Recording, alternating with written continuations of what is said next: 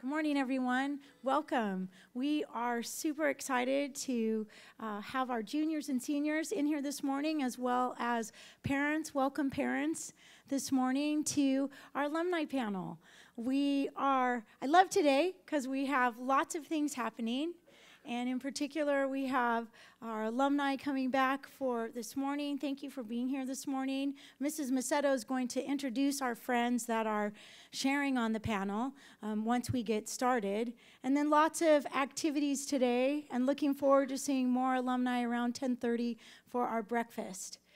But we wanted to be intentional of having some of our alumni come back. And this particular crew has graduated now even from college and are doing the next thing that they feel the Lord is calling them to, or almost graduated, and or pursuing what they feel called to next. So we did that intentionally so you can hear a little bit of their journey from Trinity to now. And this time is for you to ask questions. Ask questions about the college experience. We have a range of universities represented in today's panel, and had tried to, and as well as degrees and eventual careers that they feel like they're pursuing, so that you can ask questions that might fit with things that you might be passionate about. So we are grateful to have them. Two of our friends that were unable to attend fell into the fine arts category. We wanted to have a wide representation, but they are graduates of USC's film school, and they were working on shows today. And so and a film project, and they weren't able to be with us. But we hope to do this regularly every year, so we'll shoot for that next time. So let me pray for us. Heavenly Father, I just thank you and praise you for today. Love today with the variety of things happening as we celebrate the season and you, Heavenly Father. Thank you. Thank you that alumni would take the time to be with us this morning. We look forward to hearing from them. We thank you for our school and our community, Lord, and just the way you continue to provide for our school through our families. Thank you for our faculty and staff and just all of our students, Lord. Thank you for this time. Amen. Mrs. Macedo. You are jingly, Mrs. Caddo. Yay! So this is very exciting, as Mrs. Caddo said. And juniors and seniors, this is, as she mentioned, all the events that you get to look forward to. The alumni brunch. I believe you guys have an alumni bowling is tonight, right? Trinity's hosting a bowling event for all alumni, and then they get to come back for homecoming. So keep in mind all those events that you'll be able to participate in soon. So I'm going to introduce our panel to you. We're going to start right here with Frankie Seglia. He is our oldest alumni here. He was in our first class of 2012. So he's been gone about 6.5 years from Trinity. Crazy. So I know. So Frankie did graduate in 2012. In our first graduating class, he attended West Virginia University, initially studying mechanical engineering. After a year-long internship in Virginia, Frankie fell in love with changing processes to save money. When he returned back to WVU, he changed his major to industrial engineering. Upon graduation from WVU, Frankie started his career with Amazon as an operations manager with 120 direct reports. That means 120 people work under him and respond directly to him. Frankie now manages all capital projects for a fulfillment center, saving over $3 million in the past year. In January, Frankie will be transitioning into the air operations team. Frankie is a member of the Water of Life Church in Rancho Cucamonga, where he lives. And then we're going to head down to our class of 2013. So that's our next two. That's Julia and Dane. We're in our second graduating class. Julia graduated from Stanford in 2018 with a bachelor's degree in English. She is now working as a member of the A team at Next Insurance. She works directly with customers, managing all of their policy documents and representing customers' voices on other teams in the company. Freshman year, she walked on the crew team. That's like rowing, right? On the crew team. In case you didn't know, that's what that is. Just like that. I could have gone on the crew team. And worked her way into a boat that raced in the Pac-12 championship, which Stanford won. Woohoo! Sophomore year, because she wanted to try something else. Sophomore year, she joined the rugby team and the notorious Stanford band and held officer positions in both organizations.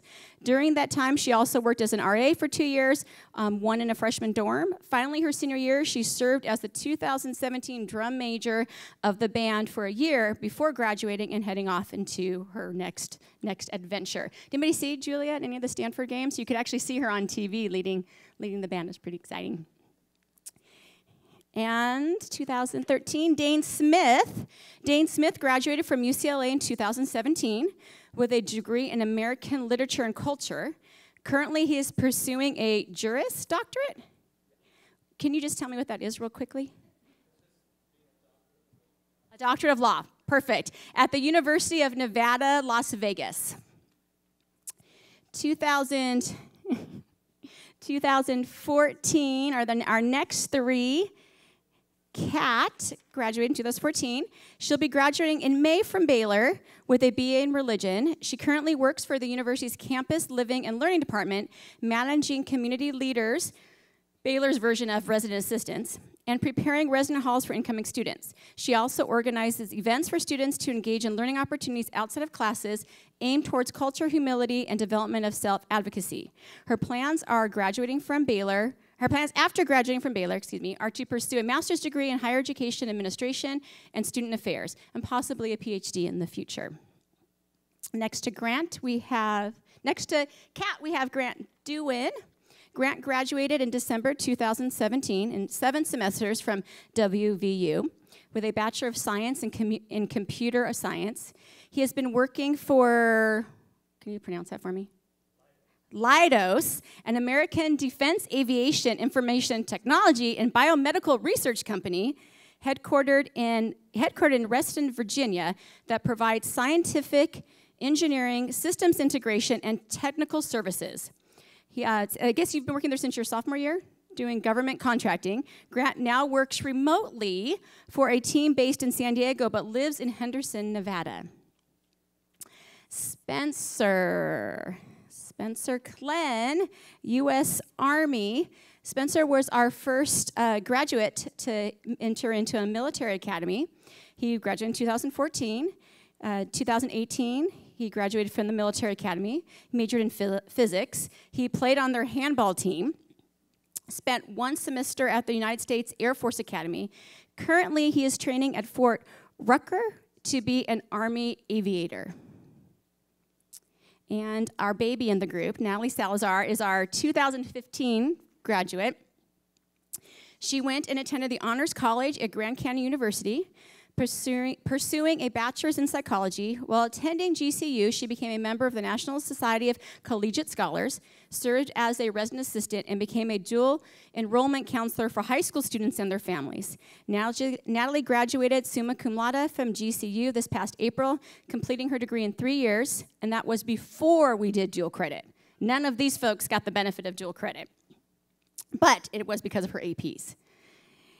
She now works at Red Mountain Behavioral Health Services in Gilbert, Arizona, as a behavioral health technician for their Building Healthy Families program, and is looking to pursue graduate school in the near future. This is our panel for this morning. Super excited. We wanted, before we let you ask questions, we did want to hear, you heard what they did in college and what they're doing now.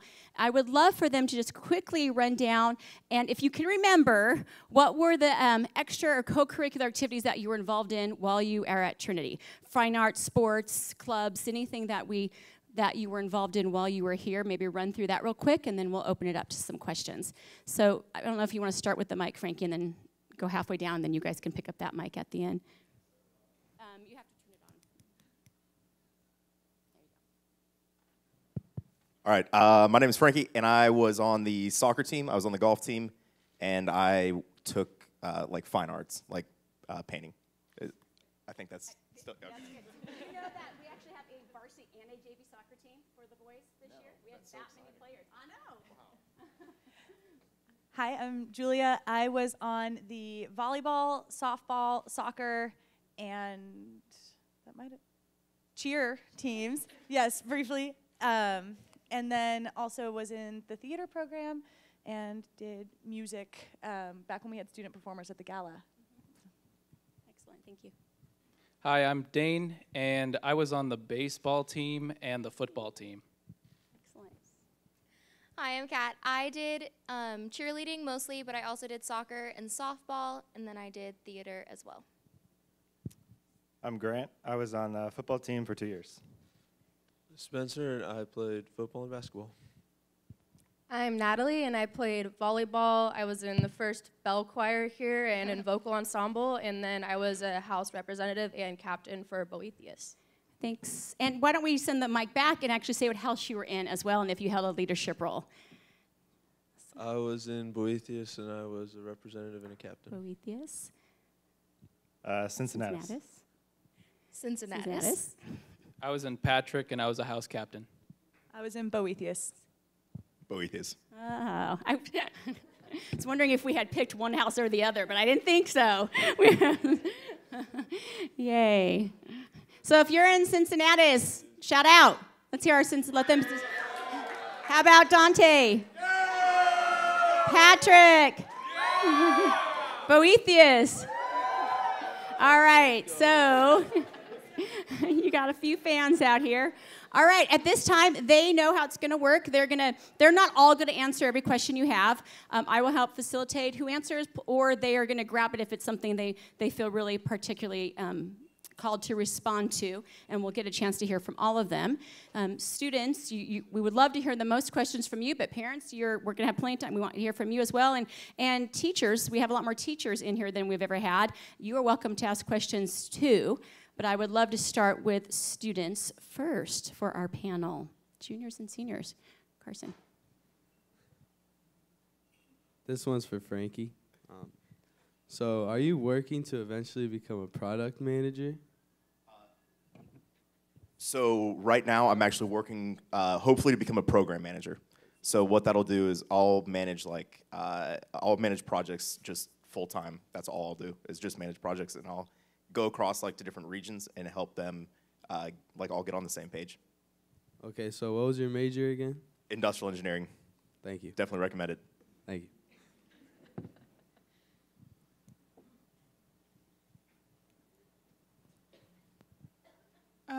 What were all your different thesis topics? And here's the thing, you all are going to be so jealous when you actually hear about how they do thesis now compared to how we used to do it back in the day. So don't get them started on how they did it. But let's share I think actually even I would say Frankie's class trumps the longest thesis presentations and probably in history. But maybe go on down, tell us your thesis topics. If you remember. Mine was about government investment in renewable energies and fossil fuels. Mine was about why the church was struggling to retain young adults and youth. Mine was about judicial review and how that is destroying our political system. Mine was about women in combat roles in the military. Mine was about the evolution of the human body with regards to science and technology. Mine was about the ethics of torture and interrogation for the military. Mine was about how dystopias like the Hunger Games and Divergent prove the need for Jesus Christ as our true Savior because humans are insufficient in the stories. Can I follow up Lauren's question with, how did your thesis impact any of your decisions you made in college, or how you looked on things, or how you navigated the next few years, or even if your thesis, you even changed your opinion as you started living out life? That would be okay too. But any, I know some people have even used their thesis again in college. So any connection to your thesis and after? Mine was about young people walking away from the church, and the year after presenting that, I went off to one of the most liberal schools in the country, and it was, I think my thesis kind of put me in the headspace of having to be really intentional about pursuing my faith at Stanford in such a liberal environment where being a Christian is the minority and being a Christian is possibly seen as being like less intelligent because you believe in a God. There are great Christian communities at Stanford, but on the whole, that was the general feeling is, oh, like you're not as intellectual then if you believe in God, and balancing that out and keeping my thesis in mind of basically I kind of boiled it down to we make religion all about emotions now, and so if you're not like feeling close to God, then you leave, as opposed to continuously grounding yourself in doctrine and in the practice of your faith. And so having to be intentional about that when I went off to college was really important.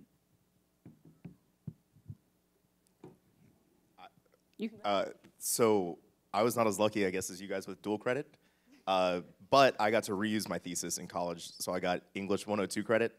So I only had to take one English class in college. I guess that explains my writing.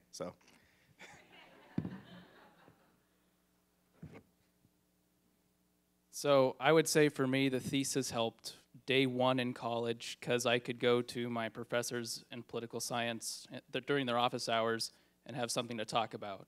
So got my name out there, really helped kind of structure how I was going to think about, I don't know, my upcoming classes. And it's even surprisingly helped in law school in a lot of ways, just kind of going through that process from start to finish, kind of building something on your own. And I'm taking con law this semester, so we'll see if my opinion changes.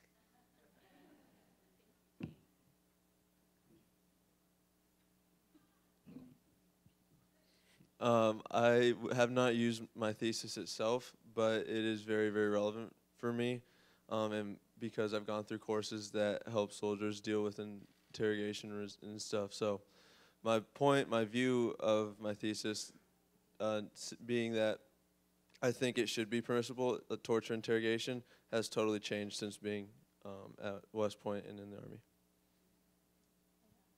Can I add on this one? That was a great question. I forget who asked that. Thank you. So I'm glad you asked this and that we're following up on it, because along with my thesis, I think something that I realized was coming into my job now, I am working in the epitome of broken societies, is behavioral health. Nobody you work with is going to be joyful or experiencing true happiness throughout their life, and that's why they're there, is to help them heal what has been broken. And one of the first things that somebody said to me at my company, I was so fortunate to be at a company that was Christian, and one of the first things that somebody said to me was, if you are not shining the light of Jesus in what you do, you are just a Band-Aid to an open wound. And so you can try on your own. I've tried to be that person that can heal something by myself, but if you aren't recognizing how the Lord can work through you and what you can do in that ministry, you're really not doing the full effect of what you are capable of.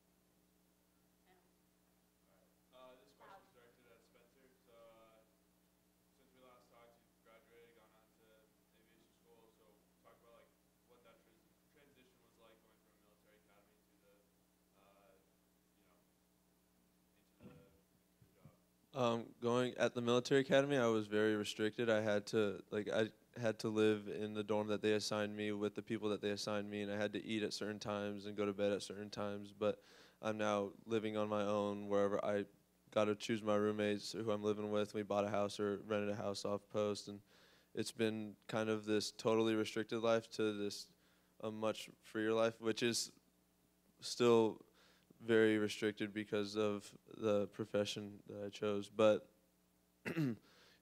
also going from being a student to like an officer is kind of a weird transition, because I'll be walking around base, and there's men who've been in the military for 20 plus years who are saluting me just because of I'm an officer instead of being enlisted. So it's a very interesting dynamic being in the military, and how the different leadership roles and different people have different jobs. So. Spencer, can you talk a little more about your current job? So I'm currently training to become a helicopter pilot, and so on a day-to-day basis, I just have classes about various things, such as how changing altitude affects your body when you're in the helicopter, the dealing with stress and fatigue, then to classes that are all of the instruments inside of the helicopters, and then how each button does a different job. And I'm learning how to start up a helicopter in cockpit, and hopefully in January I'll have my first flight in a helicopter. Awesome, excellent. Next question. Frankie, do you think your starting in mechanical engineering helped when you switched to industrial? Actually, it's probably why I've been so successful in industrial engineering, is because I did initially have my mechanical background. So I learned how to do all like the 3D modeling. I had a year internship with a company where all I did was design like parts on computers. And so with that, when I went back to industrial engineering is very much like it's high volume. You're trying to use math and science to save money for like high production situations.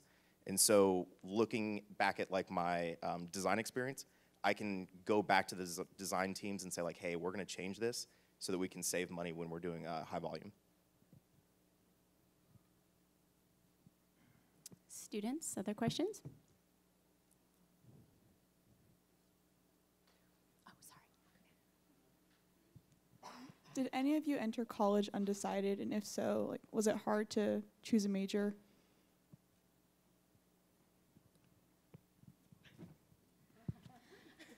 I didn't enter college undecided, but I did change my major 3 times, I believe. So when I applied, I was going to do architecture, and then I switched to biochemistry because I was very determined to become a doctor. And then just recently, actually in the past year, changed to religion to pursue higher ed work. So while I didn't go in undecided, I did do a lot of change. And I think it's difficult to know what to pick if you don't have a vision of what you want to do after college and kind of where your strengths lie in that. So if you are undecided, I would say if you don't have a particular career in mind, just kind of focusing on kind of your innate talents and the things that you want to build will be the most helpful for finding one. Thank you, Kat. Wasn't there? Hi. This is for like anyone. Back like in your senior year, when you guys had to choose a college, like what were something that like helped you guys choose a certain college, or like factors just in general? That's it. How did you guys decide?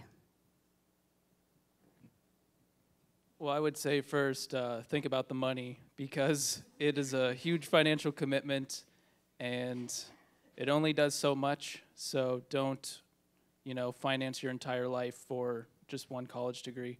But aside from that, think about where you want to live, what you're interested in pursuing, and just kind of go off there, I had a lot of different options, but I settled on a place I ultimately didn't graduate.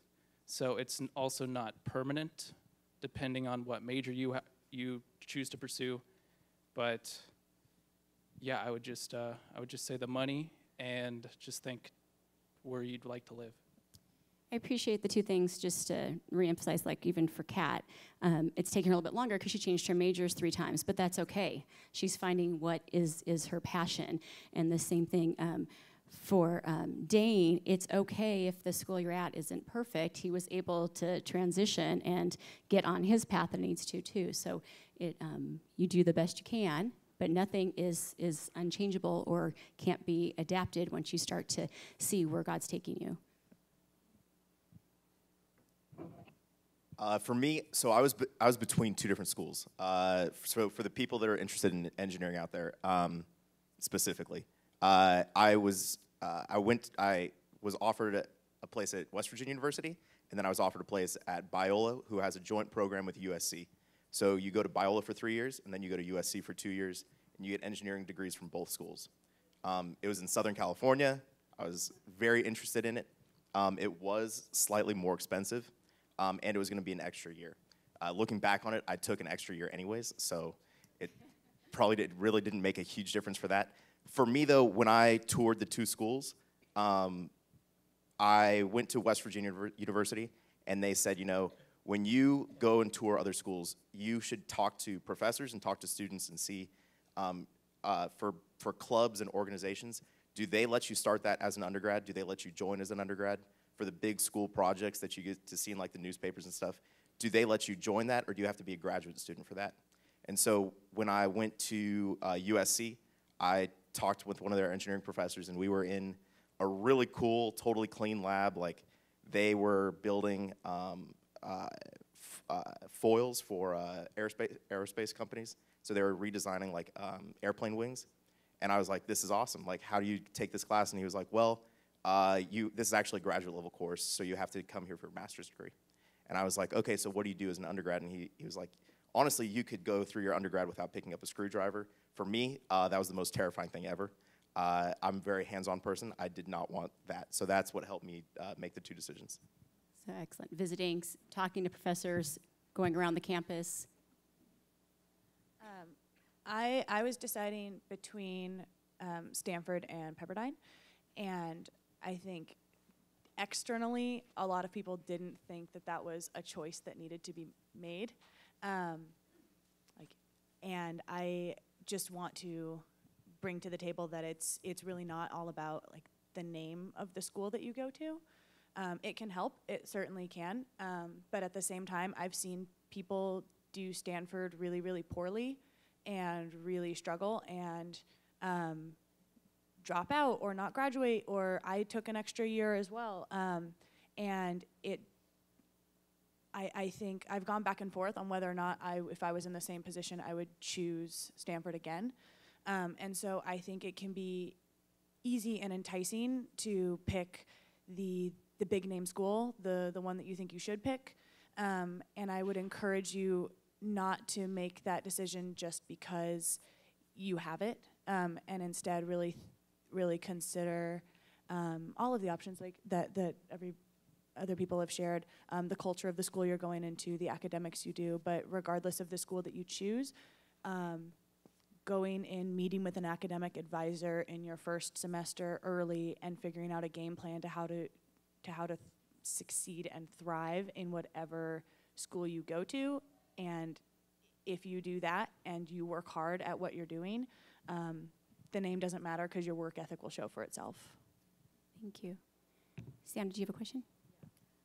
So this is more for Natalie, but because I'm actually going to GCU in the fall too. But was it hard to transition from a small school like Trinity to like 20,000 students and like all that? Honestly, I loved it. I think there's the excitement of being somebody where you can pave the route for yourself because you've probably been here for a while and just seen how you're growing with the same community, and now you have a chance to develop a new life. And that was exciting. And on top of that, I loved the community. I think GCU is especially excellent at working out a strong community among the students. And we have chapels and different events throughout the week. I honestly miss it because I graduated a year early. But I think it's a very fortunate experience. I didn't even plan on being there originally, but once I was there, I don't regret it at all. And I've wished so much that I could stay longer because even though I think it's about 14,000 students now, but the classes are still 27 about. So it's the same thing as what your experience is here, and you still feel like you have that welcoming environment when you have your peers around you and you can develop those relationships in different groups. And I was fortunate that all of my roommates were still developing a close bond, and we're friends now to this day, and we were roommates freshman year. So I would highly recommend it, and I'm excited for you, actually. Congratulations. But yeah, it's been a great experience.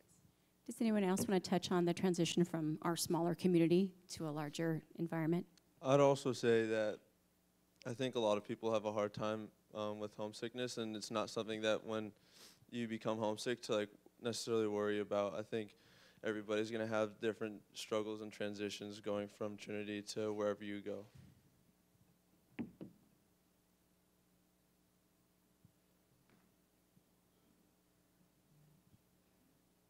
Next question.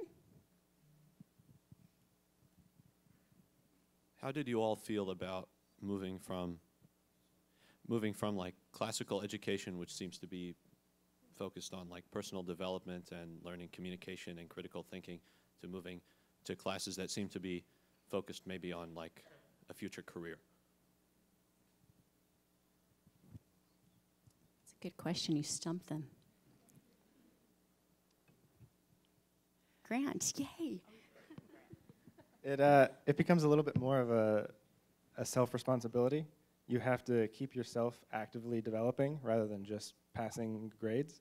For engineers, part of our senior requirement, I think Frank, you probably had to do this too, we had to take a continuing education sort of 2-week course. And so especially for me in computer science, technology changes every 2 years. So in about 5 years, my degree is almost worthless. So really all that matters is what I learn as I'm working. And so continuing to stay on top of things and develop yourself is just a skill that you have to develop, and hopefully you've developed it well here. And you've got to work on it all the way through college so that after college you still have it.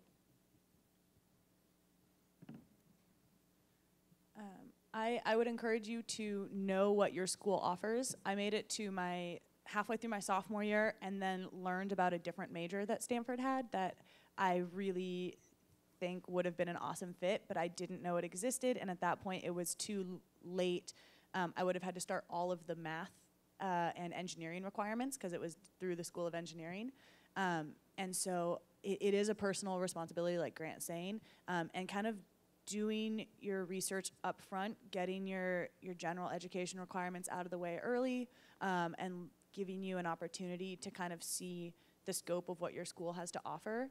Talk to your professors, go to office hours, talk to your TAs, and through conversations with people who are in that field, you can kind of filter out, okay, this is kind of the direction I want to go. I ended up studying what I loved, English. I took classics classes along the way because I loved them too.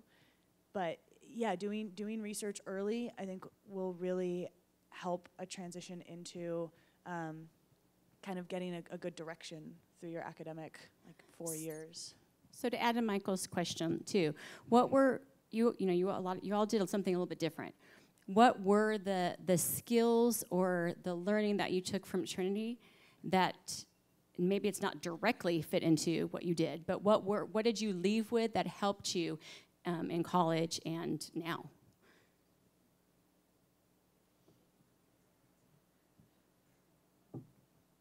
Mine's pretty direct. I took one classics course that I took. I had read all but one text already. And this is a college level requirement. I honestly, critical reading and writing. Stanford has rhetoric requirements, so you take a program in writing and rhetoric 1 and 2. The 1 is writing and the second is presenting. And I think those were the easiest classes I had to take because I had spent so much time doing that here. So Trinity related pretty directly to my major. But if anyone else who did more technical things. Yeah, I'd also second that. I've never been afraid of a presentation in college or after college, speaking in front of people, having to put together a PowerPoint, present, any of that kind of stuff. I think that Trinity does a really good job at setting you up for success in that. I would say the public speaking and writing skills, and also the ability to argue constructively for your viewpoints. I think there are some times when, even in my experience, I would have professors that would start heatedly advocating opinions that I didn't necessarily agree with. And the ability to walk up to them after class respectfully and to have that discussion with them and present those views and be able to advocate for a different side of that viewpoint because some of your classmates might even struggle to advocate for themselves as well, and being able to represent that constructively is something that we've learned, is one of the key points that we've learned here. So just moving that forward into your university degree is something very helpful as well. Thank you. Did you? Is there anything that you regretted not doing or wish you would have done in high school that you feel like would have prepared you better for living in college and after? Taking AP tests seriously. Let me just say that again. Taking AP tests seriously, in case you didn't hear it. I know. I definitely didn't do it. Why? Yeah. No. I definitely didn't take them seriously, and that's by far my biggest regret. The follow-up question was why? Why, Frankie? So there's a lot of classes in college that you have to take that, after coming through such a rigorous high school education, at least for me, like I felt a little bit bored in a lot of my classes. Like the general education classes, like the English 101. I think I took a sociology class. I don't really know what else I took for general education. And so, but I had to waste like 3 credits every semester taking, or 6 credits every semester, taking classes that I didn't really care about, whereas I already had taken classes that would have counted towards that. So like the AP history classes, the AP Euro classes, the English classes. So I could have gotten away with taking more classes I wanted to take, whereas I had to take a bunch of general ed classes I didn't care for. So along with that they don't know because they weren't here for, is that our students can take 2 dual credit classes. So they can take our class, and you pay a little fee to a university, and it counts as credit. A lot of their colleges are accepting them as credit. Not all, but that's why we also recommend taking AP test as well, because we don't know who will take what, and it still shows the kind of student you are. So taking those tests seriously is also a great idea. If you can do the dual credit, do it, especially if you don't know what you want to do in college. Yeah, I think we're pretty sold on dual credit. This is for Julia. So as an English major, like what opportunities like were available to you, and why did you choose what you did? The English department at Stanford in particular is very small because it's a large engineering school. So I had the opportunity to become close with my professors and take a variety of classes. The English classes tended to be a little more specialized because it was a professor or a graduate student teaching to their passion. If it was a grad student, usually they were teaching what they were going to be writing their master's, or excuse me, not master's, their like doctorate thesis on. And so I got a lot of really in-depth, what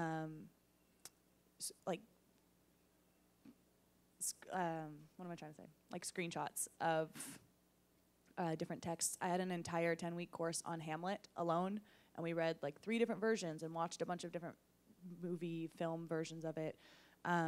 So I had the opportunity to really invest in an academic community and make a lot of close friends in a smaller department on campus. Ultimately, I chose it because I have always loved English and thought about going into education, and still am thinking about it in the future.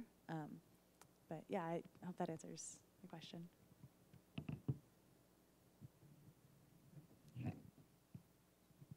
So this is more towards Spencer. So right now there are 3 of us who are applying to military academies. And I know like the process for applying is like extremely like difficult and rough.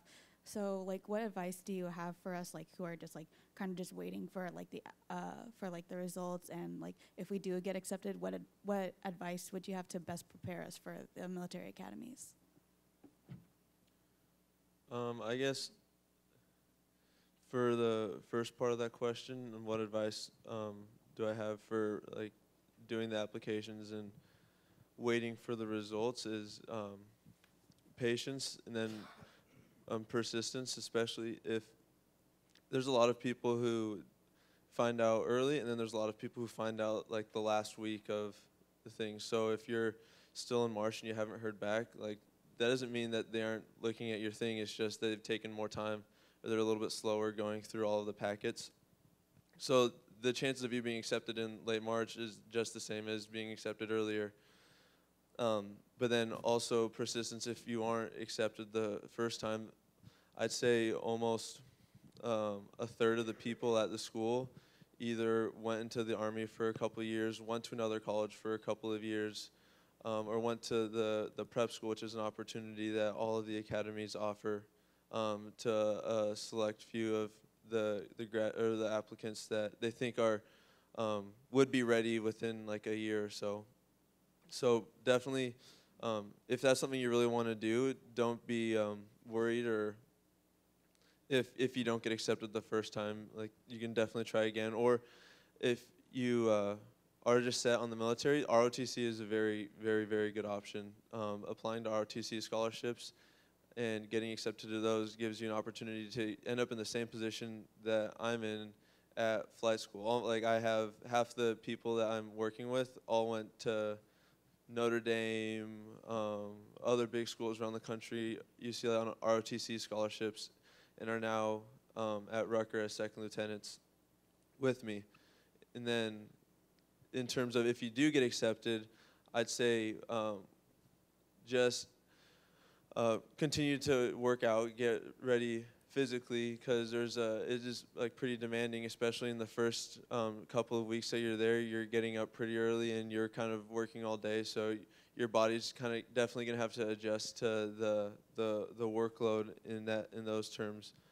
But I think also it's important not to be too hard on yourself, because everybody is gonna have moments of like, I am not qualified to be where I am when they get there, or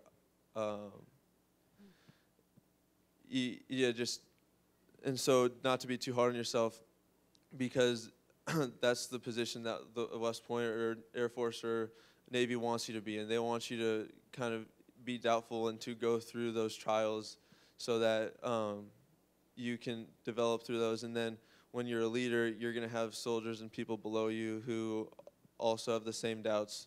So that's kind of important, is not to be too harsh on yourself.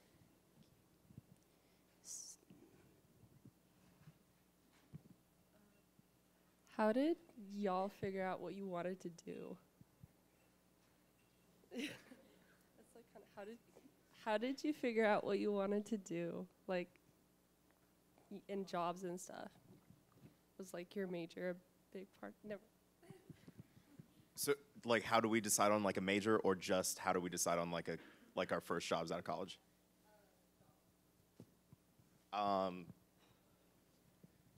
For me, I like. How do you decide about jobs was the question, if you didn't hear what she finally decided on. How did you decide on jobs? How did you find where you're working at? I think that's a great question. For me, I had a couple job offers where I was going to live in different states, and I really did not want to move to Missouri. And so but like there were a couple other big cities that I could go to. I could go to DC, I could go to Chicago. So I took the job opportunity that had the best chance of taking me back to Southern California. I actually had to sign my offer. I signed it in October, and I graduated the next May. And I didn't know until maybe the month after I graduated where I was going to be placed. So they were going to send me to one of 36 states. But for me, like, when I was when I was in Trinity and I was writing my thesis, I bought, I think, a couple books off Amazon, and that was like the first time I ever interacted with Amazon. You guys probably interacted with Amazon significantly before that. But after doing that in 2012, I was like, this company is just incredible. And so for a lot of, I applied to internships with Amazon. I never got one. I've always loved Amazon and what they're trying to do. And so for me, it was fairly easy to say, like, this company is on the forefront of technology. And they are always trying to put the customer first. So they're always trying to keep growing. So it was not a super difficult decision. But in the future, I might want to switch over to either consulting or to try to be an entrepreneur.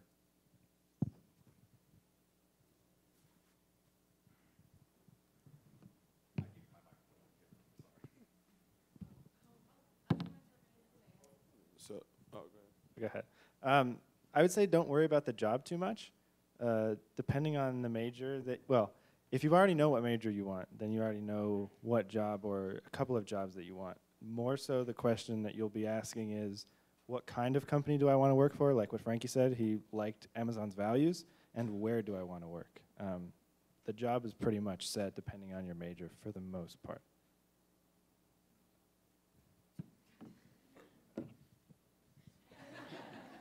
I'll be here till Friday.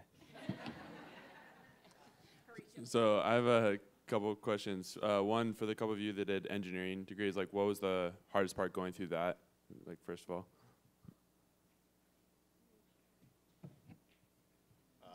The lack of sleep, the math classes.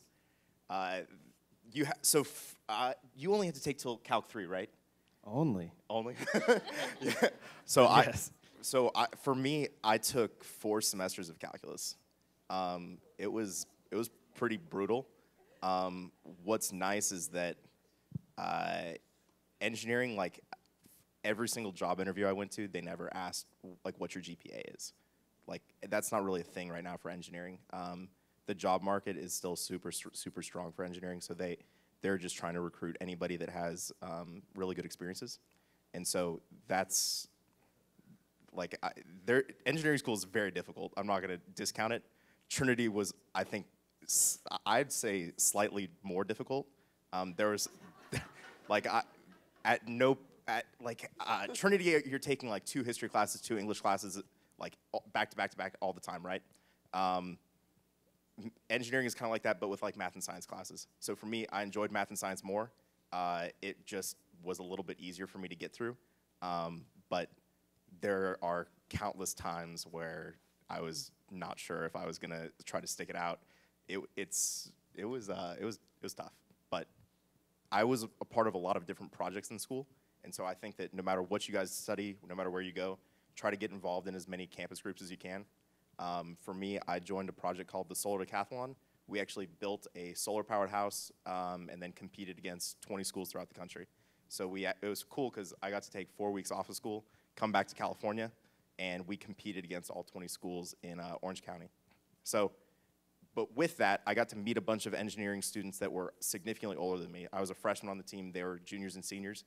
And so without those core group of people that tell you like, hey, like it's worth it, like keep doing it, like they're telling me what their job offers are, they're telling me what their internship offers are. I was like, you know what, I can do it. Did I have to retake Calc 3? Yes. Would I do it again? I would have studied harder the first year, but it's definitely worth it. It's just you have to know you're signing up to not party, not go out a lot, not have a huge social life, but I'd say it's worth it. Thank you.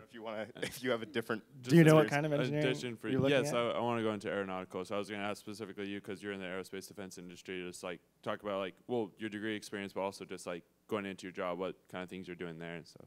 Yeah. So definitely make sure you like math, especially if you're doing aerospace engineering.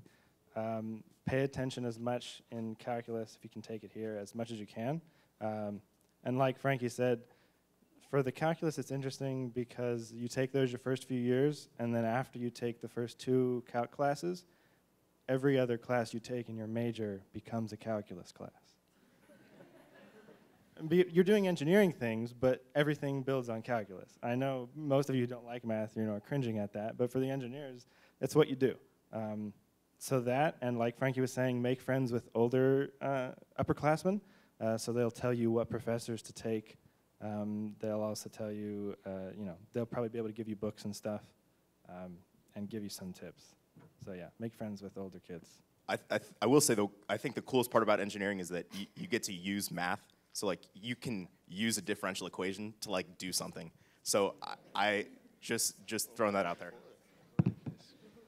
And as far as the job goes with the contracting stuff, with aerospace stuff, you'll either be doing private sector, but most of it is like government contracting. So stay in school and don't do drugs, kids.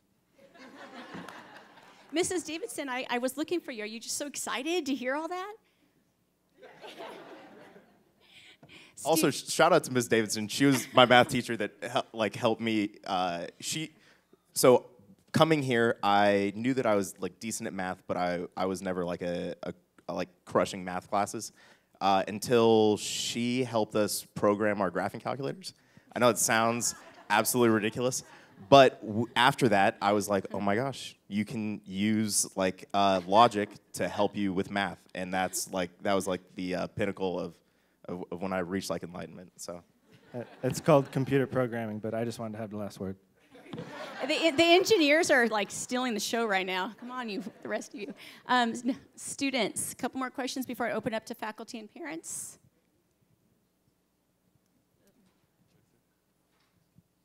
So how soon, like into college, did you start taking classes like that were directly related to your major?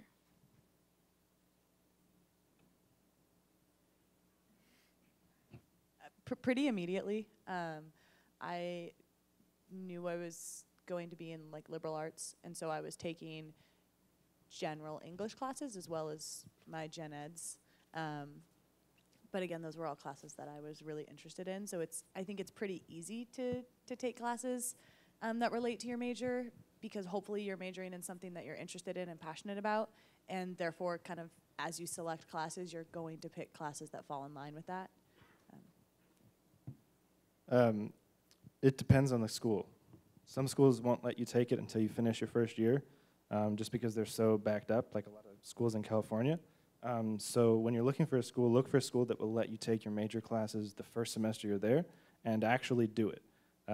That'll also help you get a heads up. If you don't like those classes, you probably should switch your major. My first or second semester, I believe it was the first semester, I was taking a level 300 health psych class, which wasn't actually supposed to happen, but I would say if you're capable of achieving those courses and they are offered to you, that you should take them. Because that not only stands out to your professors, but it's also helping you achieve those courses faster so you can move on to other electives and courses that you would like to take regarding your major. For those of you who did humanities majors, what helped you pinpoint a career that you wanted to pursue in that field?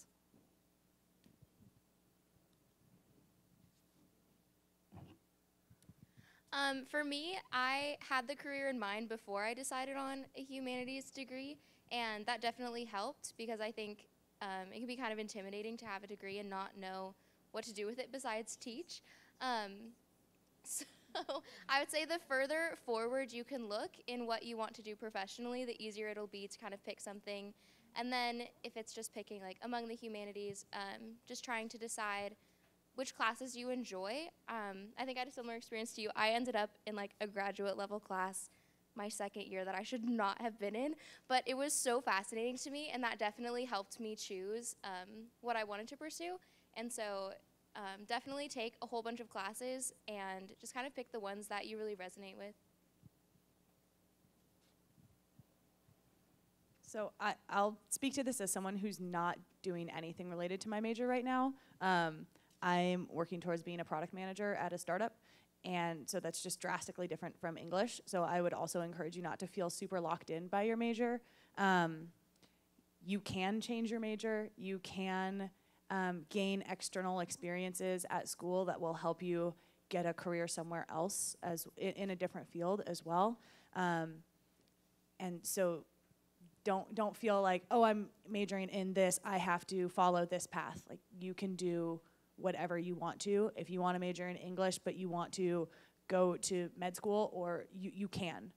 It will be hard work, and you'll have to be really intentional about doing things outside of just like your English major to like make that happen, but you absolutely can do that.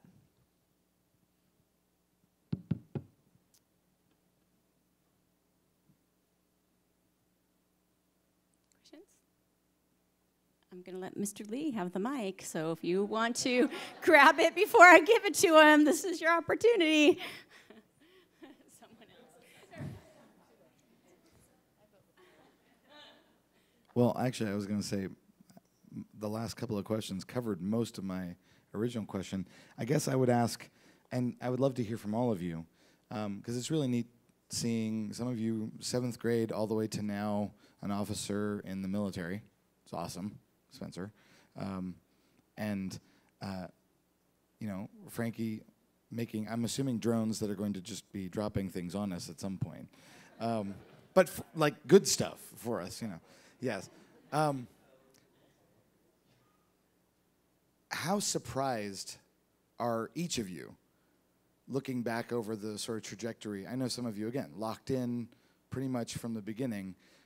What would you say were the things that moved you along the road? But going back to even Trinity and then through college, when did the sort of picture that you're in right now, the place that you're in, crystallize?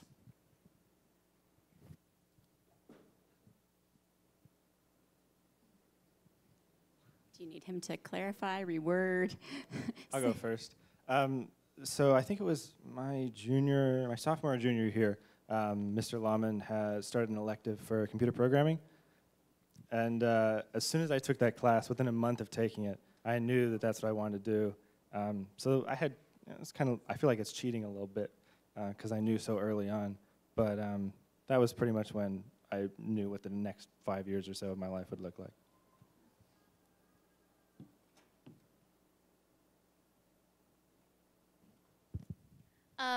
Mine was literally this time last year.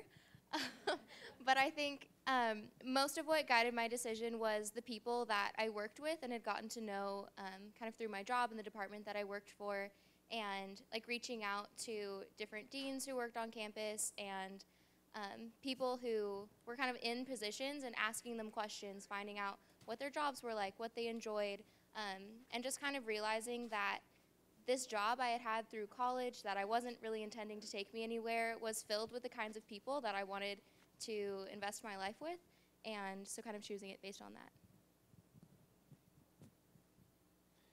What I will say is when I was a senior at Trinity, I was very intent on a specific way of getting to law school, and I thought I had everything planned out, and I knew exactly what was going to happen, and it was completely the opposite of what I ever expected, and I wouldn't trade it for the world. So I would say don't be afraid to just explore, and if things don't go according to plan all the time, that's okay.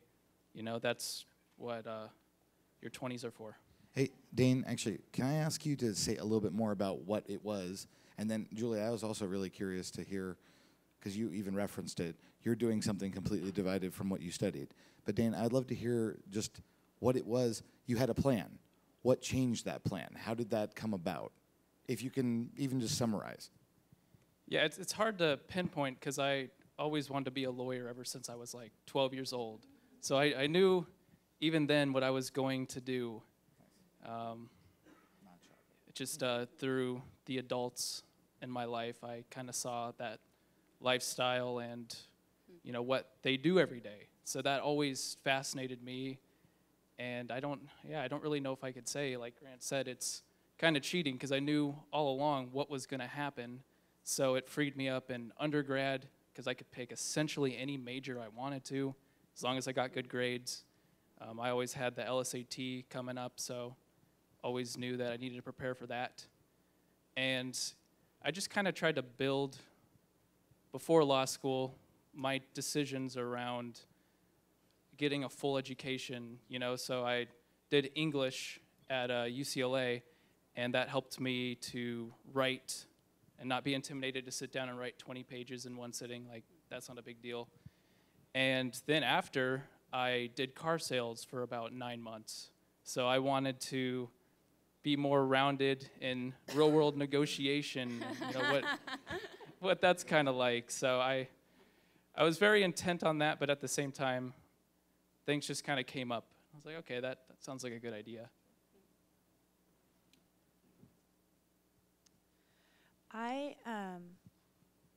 So college was very hard for me.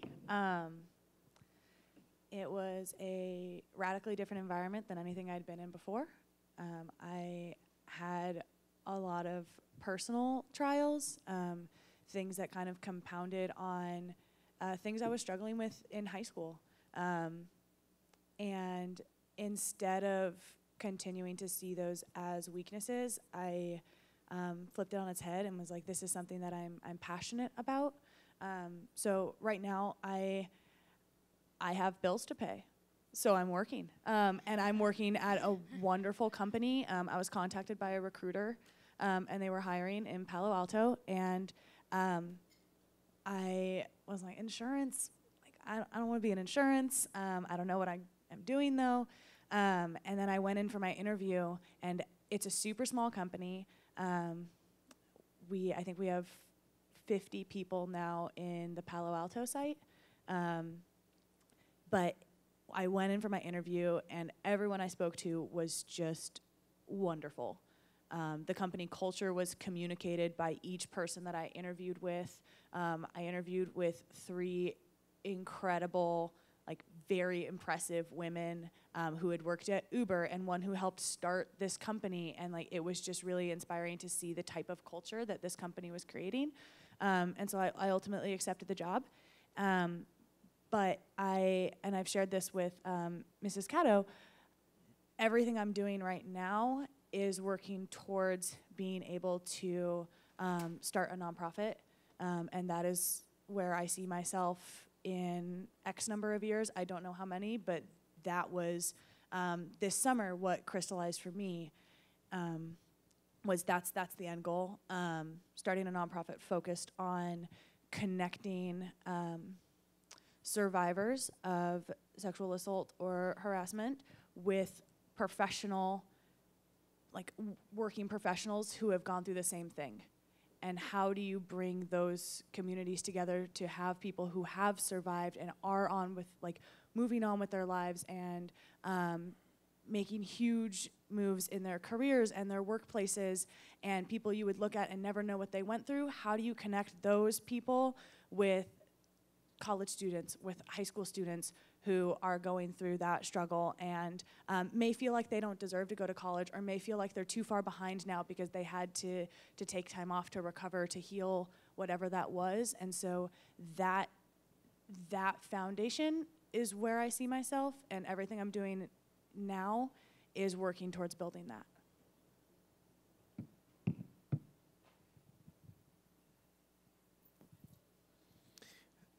I've heard a lot about how you guys have been prepared academically and all of those types of things, and it's fun to hear that and see your college progress and everything. And some of you have alluded to this, but can you speak to a little bit how you would say Trinity prepared you spiritually and in your faith, and what it was like going from a community where that was very much a focus, not only in specific things we did like camp and chapels, but also it was intrinsic in your teachers and in administration and all of that.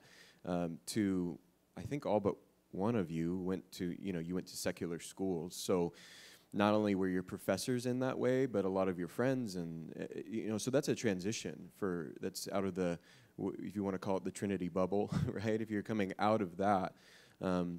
What did that look like for you specifically with your faith and spiritually? How do you feel like you were prepared here to handle those things? What were the challenges? How did you overcome them? Right? Anything like that you want to speak to? But just wondering about your faith and spiritual life and what that looked like for you guys.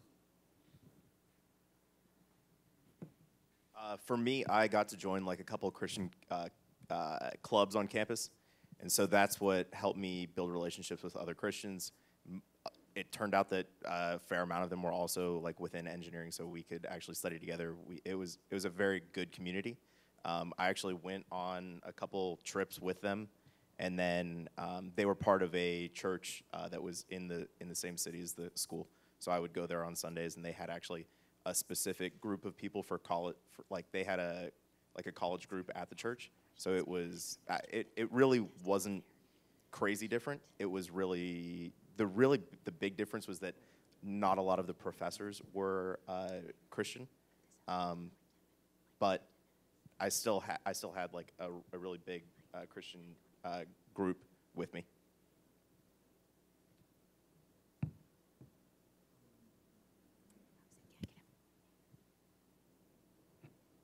I really missed it. I took, I was raised at this school, and I definitely was homesick for that community. But I will say that I had the opportunity to study my religion from an external perspective. I took a Bible as literature class. I was one of 2 Christians in the class, and we read through the entire, we read most of the Old Testament and then the whole New Testament in a 10-week course.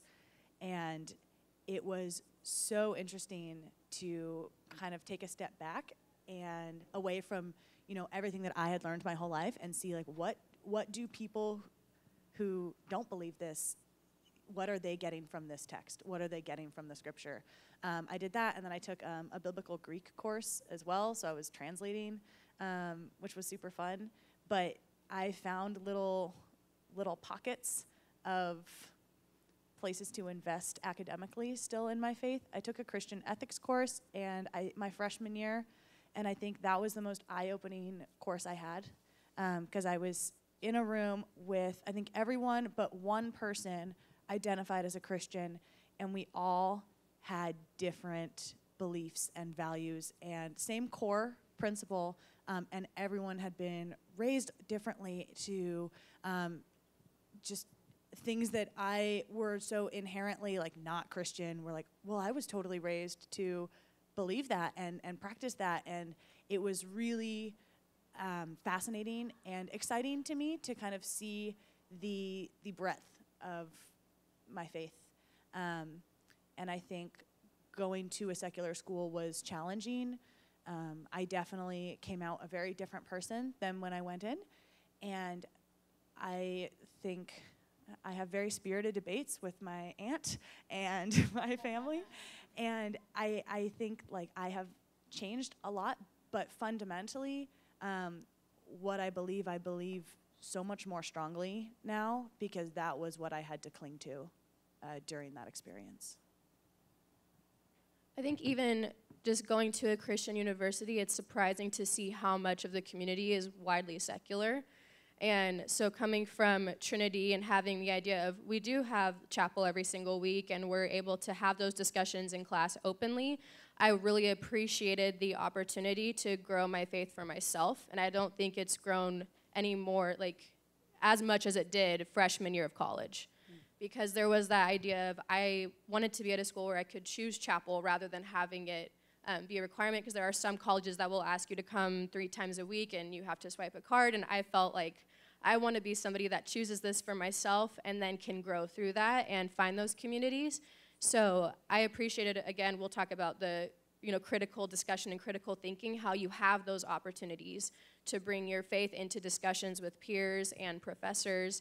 And because you've been so well prepared for that, I just really value that ability to see such a wide variety of opinions, even as Julia was talking about, and having that discussion of finding your respect for the peers that you don't necessarily share beliefs with, but also truly valuing the people that can come alongside of you and grow that community even more.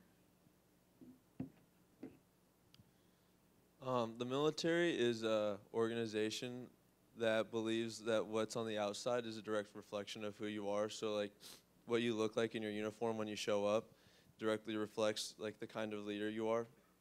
And so when I went to the military academy, it kind of was, I went to chaplain because that's what I do. Because I grew up at Trinity, I went to North Park. So I went to chaplain, I went to Bible study because that's what I do. And throughout the entire time, I wanted to protect my reputation of being like solid student, athlete, Christian, but it wasn't really until I became more vulnerable with my peers and with mentors and other people at school that it like meant something to me, and it wasn't really, it changed from like what I did to like what I wanted to do. And that was because the reputation, like whether I had a good reputation or not, but like when I opened up and like people saw like the things that I thought about, the things that I, like my heart, for instance, for like when people saw my heart, they still loved me the same way as if I was that kid who was super like put together, even though that wasn't who I was. So receiving love even when people like see you as broken in the military, was kind of what made my faith very valuable to me.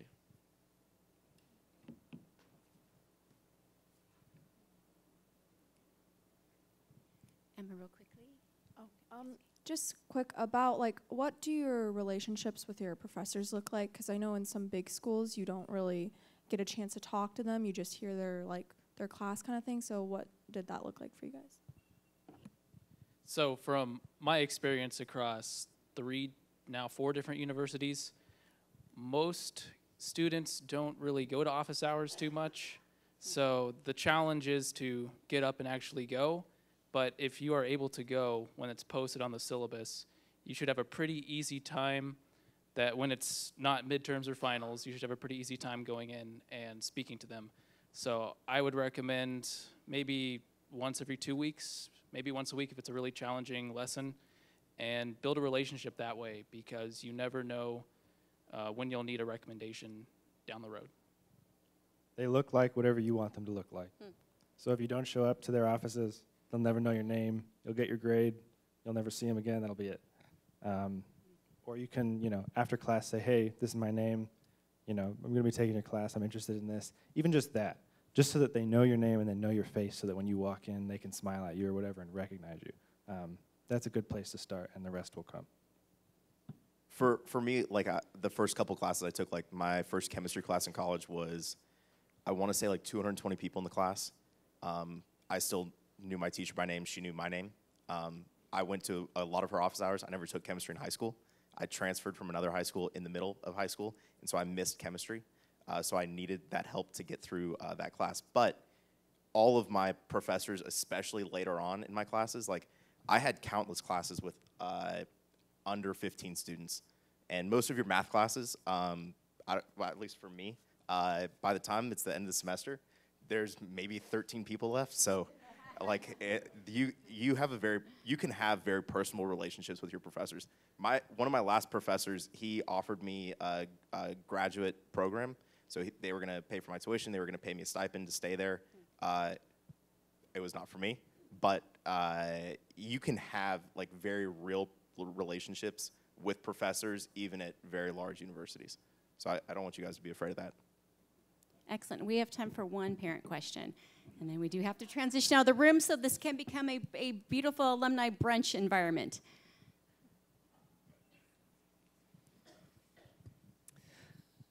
I just want to thank you all for coming. Every time I come to these panels, I'm just amazed to see how wonderful the preparation was here, but then how hopeful the future is for our students that are here. I just want to end with a general question. I think it's a good place to end, which is, what general advice would you give to these students, as they prepare for that next step? Just, some highlight from your own experience or a regret, hey, don't do this. Just something general from each one of you. Good ending question.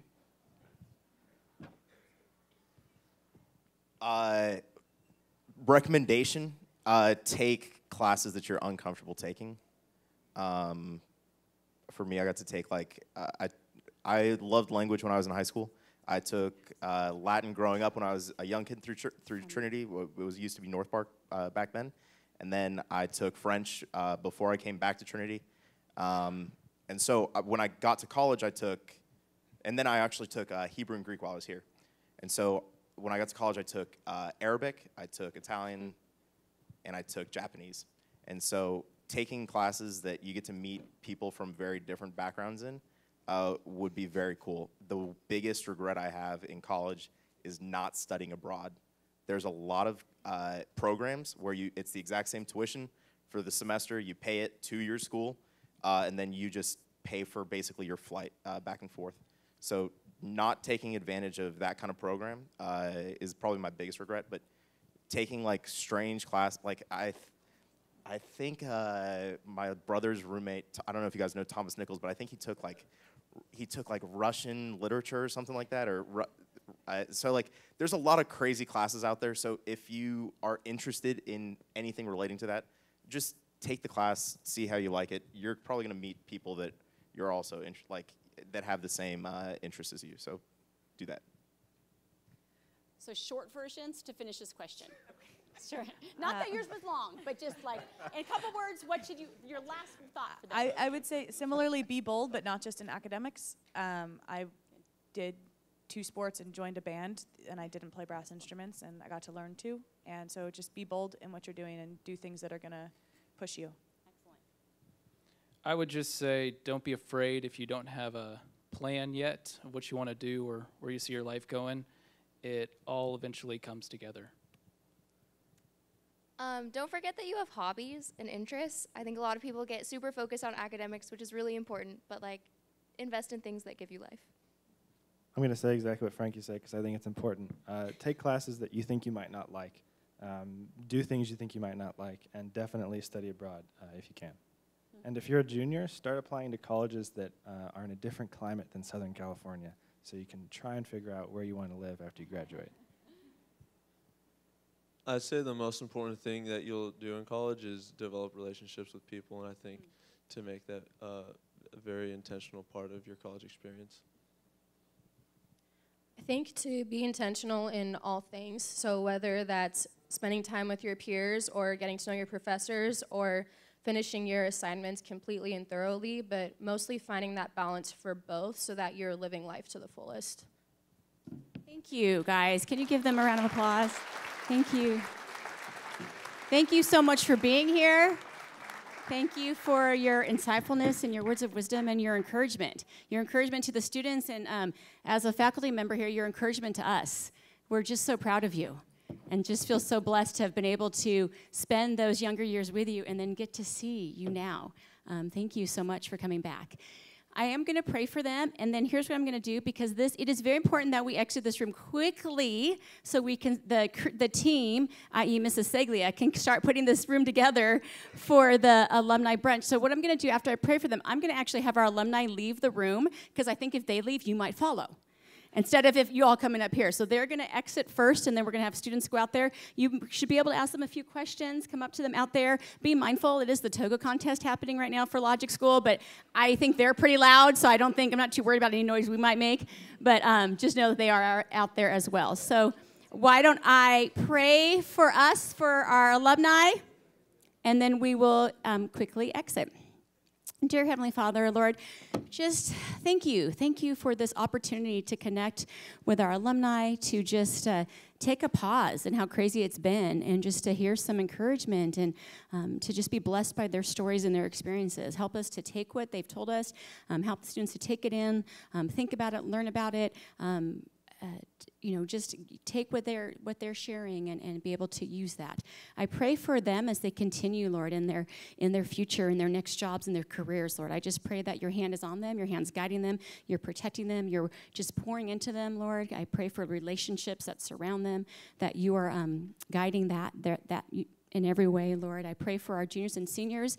Give them strength and increased motivation and encouragement to just do well, Lord, and to just, I pray for rest for everyone in the next couple weeks, that we can all just spend time with family and friends and get just a lot of rest, Lord. I ask you just to bless the rest of our day as we head into brunch and we head into house events, and as Logic still continues with their craziness, Lord, I just ask you to bless our next few hours and bless our break. In your name, Lord, amen. So